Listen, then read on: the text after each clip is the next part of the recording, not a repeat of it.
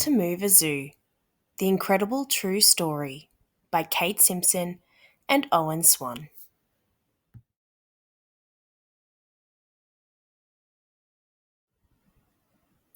It was still dark as Mr. Miller walked through the old zoo. A kookaburra laughed to tell him that dawn was near, but otherwise all was quiet. The animals were gone, all except Jessie. For months, a slow parade of trucks had headed north. On board, there were crates and cages of every shape and size. But no truck was coming for Jessie. She would have to walk.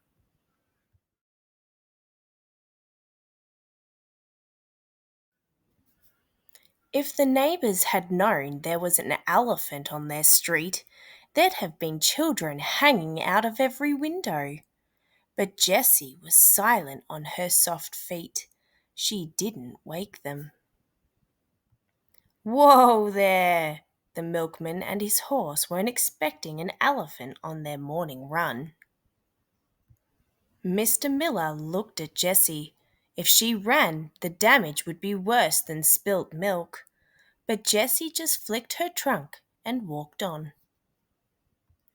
In Taylor Square, an early riser looked out her window. She blinked twice to be sure of what she was seeing. "It's a bloomin' elephant!" she shouted to no one in particular. Below, Jessie was unconcerned. She knew she was an elephant. Soon there was a break in the buildings.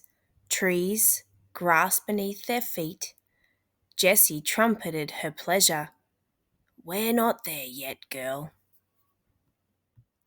A ferry was waiting for them at Fort Macquarie. Jessie looked at it, then reached for Mr. Miller with her trunk. She trusted him, but she wasn't so sure about boats. "Come on now," Mr. Miller gave her a comforting pat. "You'll be safe as houses." Jessie stood as still as a statue across the harbour.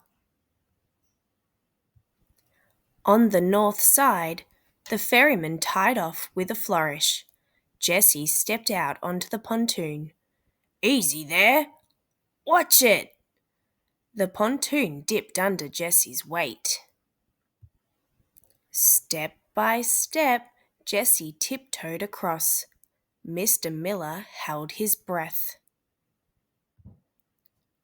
Jessie planted her feet firmly on the solid ground of Bradley's Head.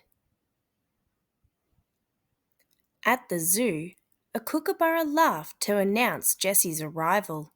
Lions roared, monkeys jabbered. The elephant house shone in the sun.